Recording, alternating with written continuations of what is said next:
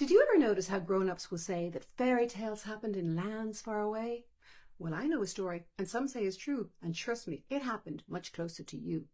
It was back in the time before we had states, but even back then, there were 10,000 lakes. A polka-dot fish was just swimming by when his fin accidentally hit a striped fish's eye. "Hey, watch where you're going," the second fish said, butting the polka-dot fish in the head. Well, chaos ensued as the two of them fought. Their splashing and bashing made everyone fraught.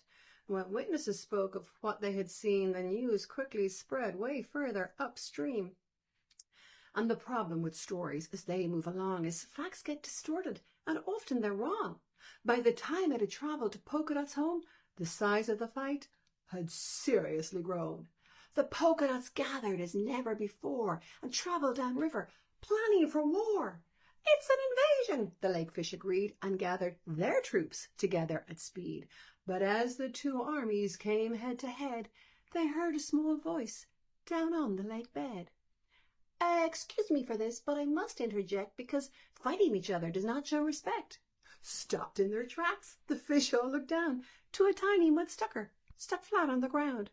"Don't get annoyed, I had to intrude, because fish fighting fish is silly and rude." One stripy fish swam down to him then. "How do we know if you're even a friend? What gives you the right to speak as you wish? I'm not even sure you're a regular fish." Mudstucker was brave on that auspicious day. "I'm not a fish. It's true what you say. Most fish in our lake have fins and a tail. Mudstuckers stick flat to the ground like a snail." "I'm a mudstucker," the mudstucker smiled. "I've been stuck in the mud since I was a child. It's warm and it's safe down here in the mud. We like it this way. We think flat is good." The rest of the fish swam down to the floor, forgetting their plan to start a fish war. "Are you not sad? You can't swim around?" Mudstucker smiled. "We prefer ground. I'm shaped like a star, but my suckers give traction. I stick to the mud, but I saw all the action, and I saw the fight that started this war from here where I sit, stuck tight to the floor. Better than that, I've seen with my eyes. To answer your problem, just look to the skies. See how the birds, they gather in crowds, flying together, a little like clouds. Your group can start thick, then gradually thinning. We should probably call it synchronized swimming." At first they were shocked at the realization that swimming together could be their salvation, but Mudstucker showed them with just a few rules how fish could live well in groups he called schools.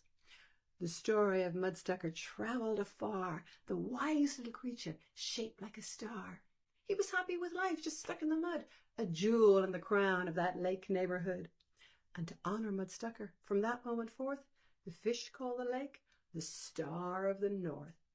They learned about listening and talking in Rhoda, in a place we now call the Great Minnesota.